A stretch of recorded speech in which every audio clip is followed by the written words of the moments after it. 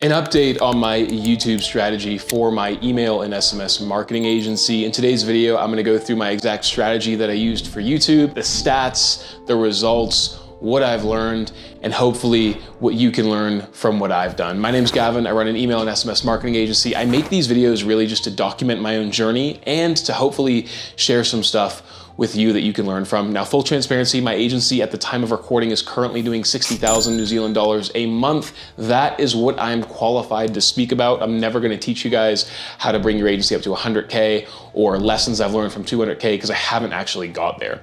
Now, if you've been following my channel for any time, you will have known that I recently, on my email marketing channel, I have two channels, this channel that you're currently watching and my channel where I focus on email marketing, that I recently really increased how much YouTube content I started putting out. Specifically, I started posting 2 long form videos a week and 5 short form videos a week as well, which means a new video comes out every single day. The real focus of that is to increase my awareness, or rather the audience's awareness of me, to educate people more about email marketing and then hopefully sell my services as an email marketer to those people who are watching. Now, all the content I make on that other channel focuses purely on email and SMS marketing, and there's a link to it in the description down below. I'm gonna talk about the results, why I've gone so hard on YouTube, and what I'm gonna be doing going forward. So really quickly, you should be seeing my screen right now.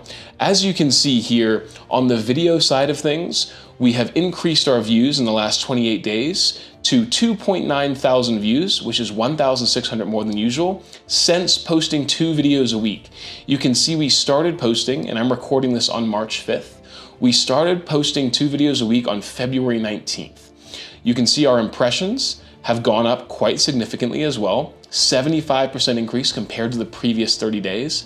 Ignore this massive spike here because one of my friends started running ads on a YouTube video where I spoke about their service. Impression click-through rate needs to be improved, and the average view duration seems to be holding pretty steady, if not dipping slightly, to be honest. Now, on the shorts side, you can see here that we haven't really got a whole lot of subscribers from shorts, but a lot of views, a lot of likes, and shown in feed has increased significantly as well. And you can get a high level view of things right here. Shorts making up the majority of my content, videos making a majority of my, the minority of my views, returning viewers, subscribers, and the big focus really, is to put as much content out there as possible. And you can actually see we've got a bunch of content out, right? We're doing content about how to increase landing page signups, Beehive versus Klaviyo, secret email marketing strategies. All of these things here are designed to educate people on email marketing to then hopefully sell my services. And you can see a quick snapshot here. Why have I gone so aggressive with YouTube? The reason being, obviously it's an awareness thing, and I found that I could get a lot more views on my content using YouTube than I could with SEO.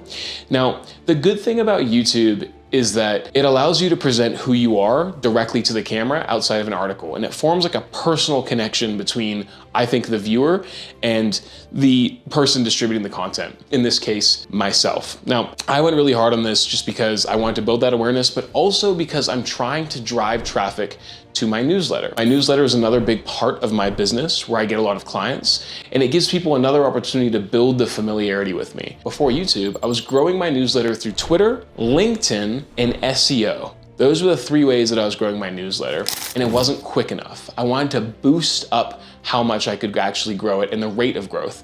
So I started putting YouTube videos out, and I started talking about my newsletter in those YouTube videos. Believe it or not, I'm gonna do that right now. There's a link to it in the description of this video. The idea there is to then be able to sell them via the newsletter on my services if they don't convert from the YouTube videos, and also to be able to sell advertising, right, to other businesses who want to get in front of my newsletter subscribers, which unlocks another stream of revenue for me. Now, the results so far in terms of clients gained, 0. I have not gained any clients from YouTube, although attribution can be hard, because what I've found with some of my clients is they find me on Twitter, they check out my YouTube, and they subscribe to my newsletter. I'm not gonna say that YouTube caused them to become a client, but it was definitely a touch point. You see what I mean? All these mediums compound on top of each other. As well as that, all of the views that I get from my channel, I can then leverage that for future marketing through paid ads, which is something I'm gonna be doing in the near future too. So when it comes to YouTube, that's kind of my play there. Now, the results so far haven't been great. I think we can really increase how much traction we get on there.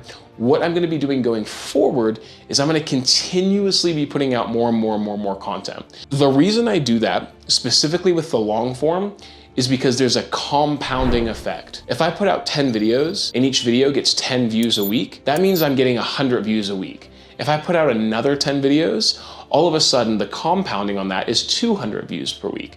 And there's a much more of a evergreen long-term effect when it comes to YouTube compared to posting on LinkedIn, Twitter, and Instagram. When I post on Twitter, my post is seen and then it disappears forever.